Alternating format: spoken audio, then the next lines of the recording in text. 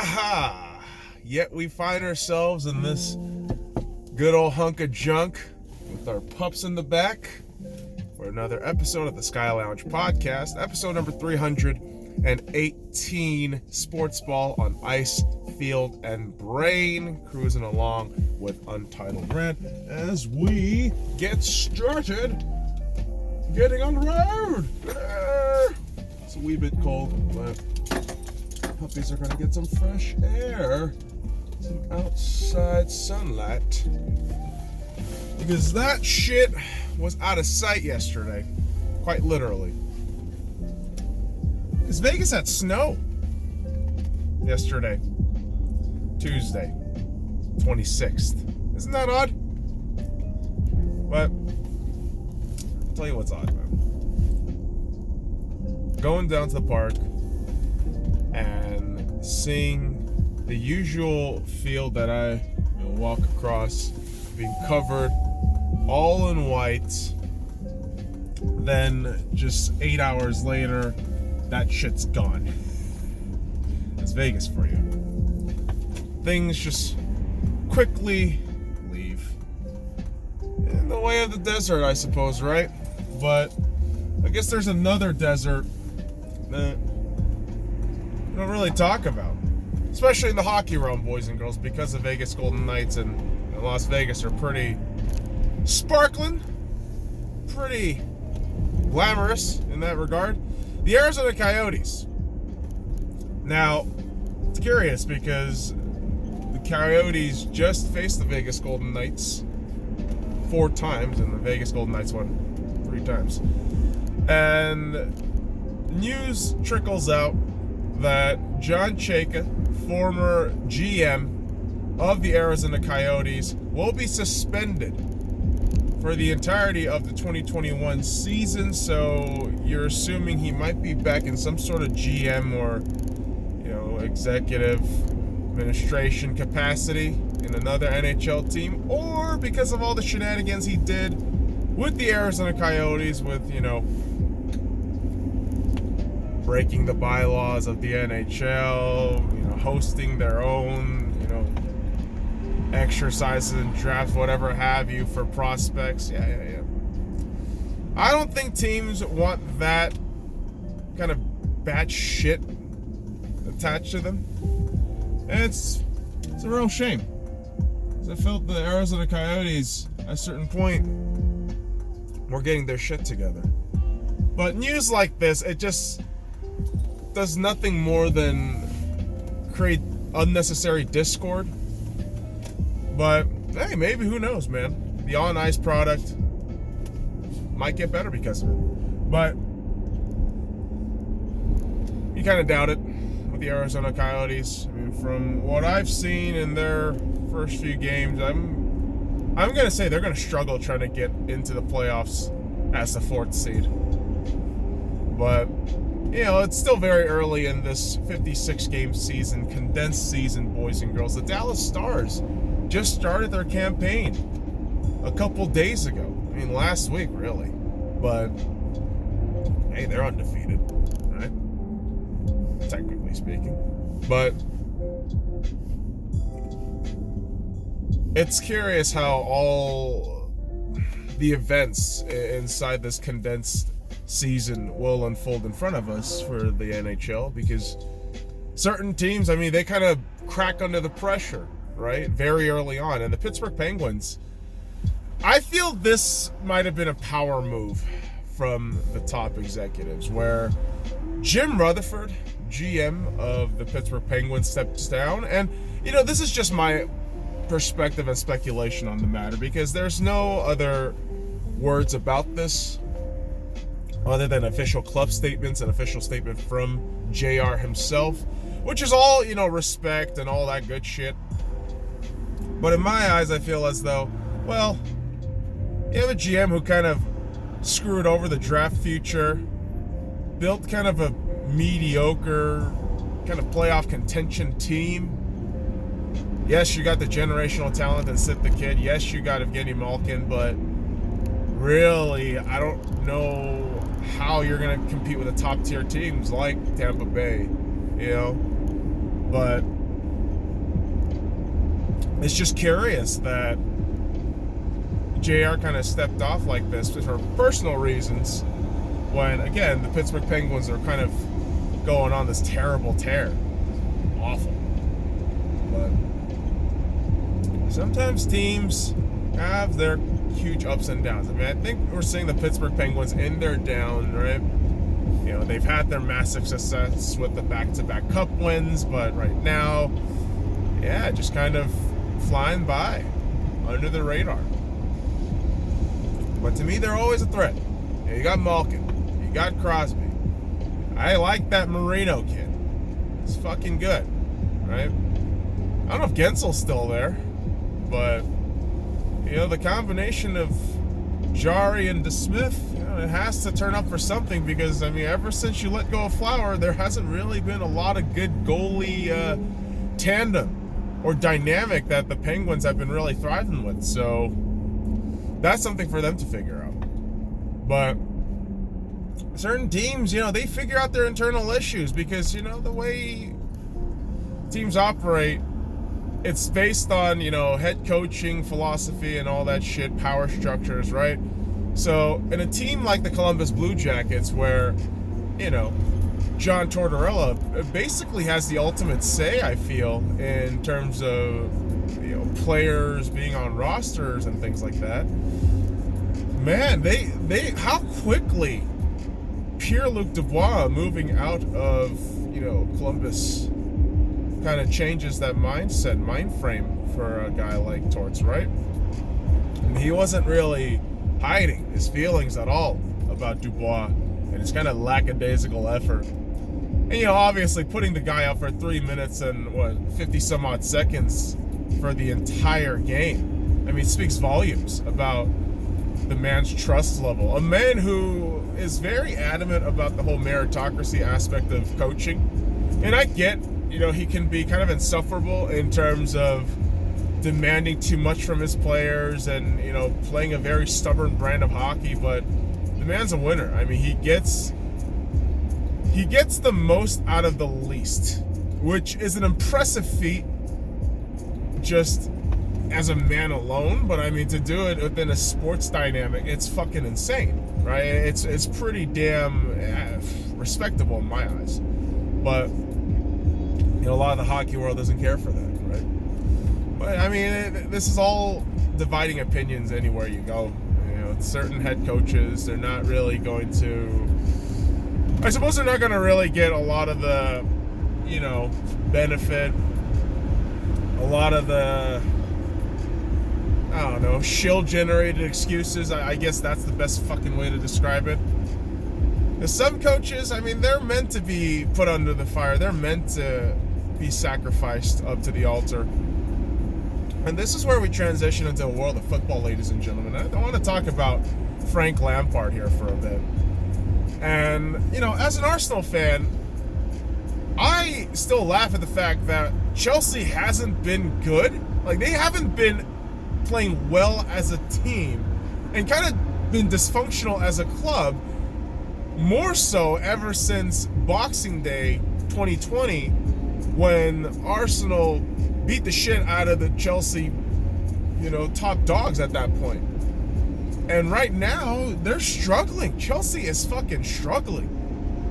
And while that's happening, Arsenal's taking, 15 points out of a possible 18 or 16 or some shit like that, which was wild when some of the StatsCast cast people said that shit. Is this StatCast? Or those cocksuckers on BT Sports? I don't know.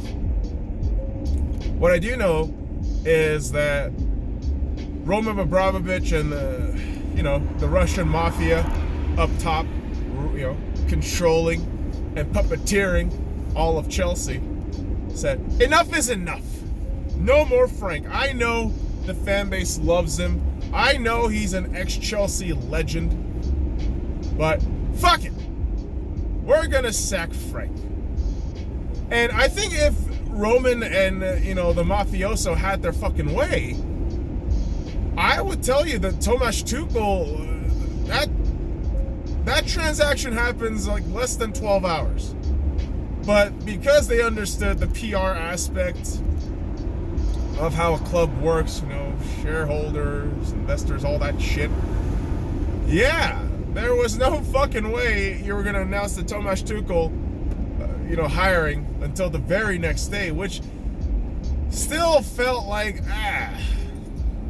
this doesn't erase what you did, honestly, which is Chelsea sided with cancerous and cantankerous overpaid players over a manager who could have really built something long-term for the club.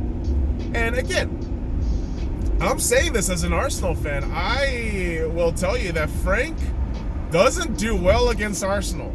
But generally speaking, from what I've seen with the youngsters that Chelsea has and how, in certain regards, Frank had really good moments as a manager. I would tell you that, if you gave him a little bit of room, a little bit of leeway in terms of who they're able to sign, right? Guys who are buying into the team mentality and shit like that. And if there's a general philosophy that everyone at the club can adhere to, I think Frank would have had an easier time. But I don't think Chelsea allowed for that to happen. You've created a club environment for yourself where it's just money first, winning first, nothing else, right? It's all result. And what you get is a soulless, cash-grabbing brand.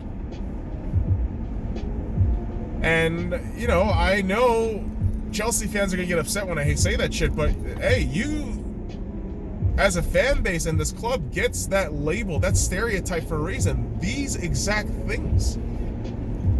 You have a head coach / manager who seems to get along pretty well with the lads, who seems to be there as a chemistry builder, but either through impatience or, too much politics with the agents, Chelsea's become a player club.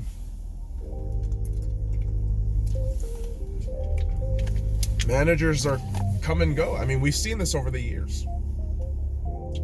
And honestly, as somebody who watches on the other side as an Arsenal fan, who understandably, I look at the other side with jealousy. Wow, they got a Champions League title. Wow, they fucking beat us for a Europa League title. Like, I can't fucking blame them for the cup successes, but at the same time, I look at longevity. I look at from the outside perspective too, really, how historically this club is going to be viewed and all these things, because that's all there is left after we were gone, right? History, legacy, cups, all these things. I don't think Chelsea has really a soulful and a fulfilling kind of, I guess, identity for themselves, lots of car noises. But yeah, man, legacy is crazy because it could be snuffed out, whether it be from fans' ignorance or the controlling or governing bodies' weird politics. And this is where I want to talk about Major League Baseball and Curt Schilling for just a bit. And I don't read specific Curt Schilling tweets. I don't look at Curt Schilling opinions because I just do not care, right? And that's not to slander the man. I just don't care.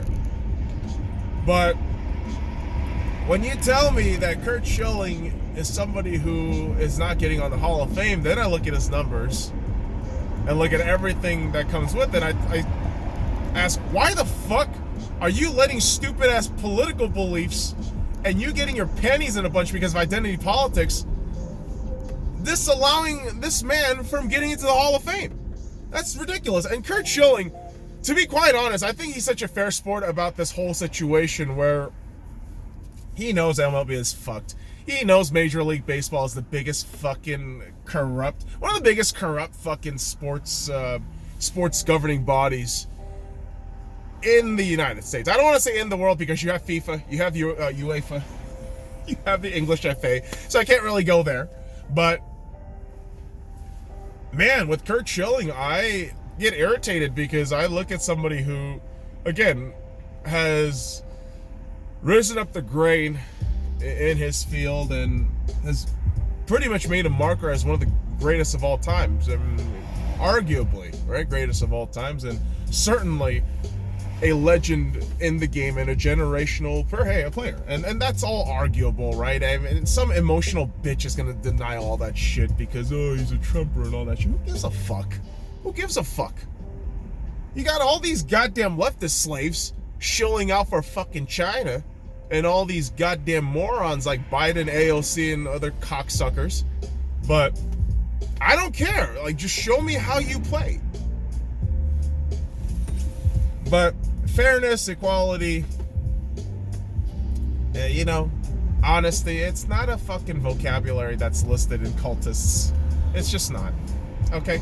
And that goes beyond leftists and conservatives, all that shit. It's just cultists, all right? That's the general fucking term that I use, cultists. And man, MLB and MLB journos and MLB involved leftist motherfuckers, you fuckers are seriously the biggest cultists. Just denying Curt Schilling because why? You feel some sort of power trip and control? You fuck. It's stupid. And it's horrible too because fans will never defend Curt Schilling because modern day identity politics and culture will cancel you. Yeah.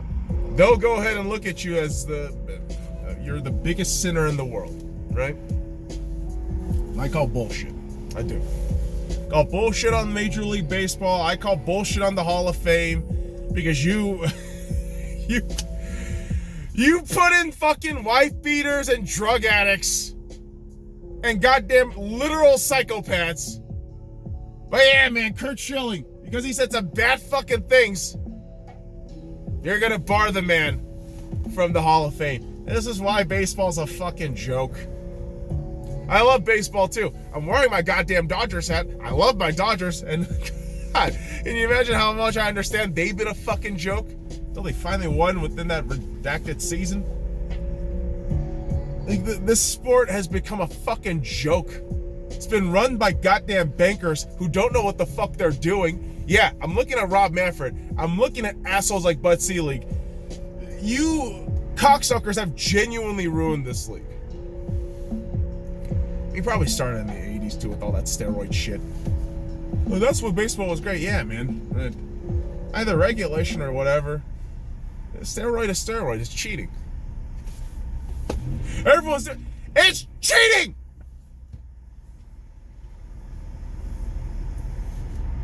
Is that so fucking hard to understand, kids? Cheating is cheating. I know Houston fans will never acknowledge that. Oh, but everything is a part of the game. Are you serious? Are you fucking serious, you goddamn cunt? Then go fucking in. Go in, you goddamn Henderson cunt. Go in then, you fucking cunt. What the fuck? Why are you fucking slowing down, you fucking asshole? God, you fucking... Oh my God, it's a wheelie. Of course you're a fucking wheelie. Piece of shit. I don't care what the fuck you are, okay? It's about what you do. And if you act and behave like a fucking piece of shit asshole, you deserve to be called out for it. Even if you're in a fucking wheelchair and you're driving like a fucking asshole, you should be called out for that shit. So fucking dumb. Like you're being a fucking cunt bag, you should be called a fucking cunt bag. So motherfuckers like Rob Manfred, Bud Selig, and this piece of shit driver right next to me, motherfucking wheelie, can't fucking drive. Fuck you motherfuckers. All you do is live out within your selfish fucking reality, think you have some sort of fucking control going on. You're just a piece of shit. And everyone is lesser for it. So, Major League Baseball, you know why it's suffering? Because you had a real shit fucking commissioner and a bunch of crap ass owners who don't give a shit. Who don't fucking care. And it sucks because, I mean, it takes away from the enjoyment of the sports a lot. I mean, that's what happens to me nowadays. You know, too much reading into things, or when researching context, more knowledge is earned. And when that happens, a lot of the mysticism and mystery of sports kind of goes away. I mean, salary cap for me was the biggest eye-opener over the last few years as the team operation and, general management and how they handle situations in all aspects of sports. It's fucking mind-boggling how many levels and shit there are. But there's also more morbid things that kind of ground you to reality with sports, like Caris LeVert recently traded to the Indiana Pacers. Tripping over my words here, but Caris LeVert underwent successful cancer surgery, if I'm not mistaken, boys and girls, as I'm going to read this out loud so I don't make the mistake here. So he had successful cancer surgery to treat renal cell carcinoma. I could be mistaken in saying that, but that was on his left kidney. So Caris is going to be out indefinitely and expected, thankfully, to make a full recovery. So good on the lad. That's scary stuff, but when you read news like that, you're just reminded that, hey man, athletes, I always bash some athletes for just being billboard slaves, essentially, for leftist agendas, and certainly right-wing agenda as well, conservative agenda as well. But at the end of the day, they're human beings, who just lived their life and chose this profession to live out their career and, something to enjoy, something that they loved since they were a kid. But to see something like this from Caris LeVert, I mean, it kind of takes the joy out immediately and just makes you just worry about the person. So, hey man, Caris LeVert, you're a warrior. I've seen how you battle in the Brooklyn Nets, and I hope cancer's just one small hurdle for you in your life, my friend. Hope you kick ass, you come back with the Indiana Pacers and create a fantastic team over there. With everything lined up over there in Indiana, which, man, oh man, Indiana's looking good. DeMonte Sabonis, bloody hell, they got TJ Warren down there, right? I don't know what other pieces they got, but management, head coaching, down with the Pacers, pretty solid, as always. And hey, I hope Caris LeVert gets all the support and love he, deserves. He's a good dude. And yeah, I know the woke league of Chinese basketball is very leftist based, but hey man, I still love the sports. I do. I'm a sucker for competition, man. It's the old meritocracy. But hey, the key to modern day sports now is discovering what the mute button is and watching with your eyes. Don't just do your shit on stats. Actually watch the fucking games on mute if you have to. But I don't have cable. There are multiple free resources in the World Wide Web. Figure it out. Okay?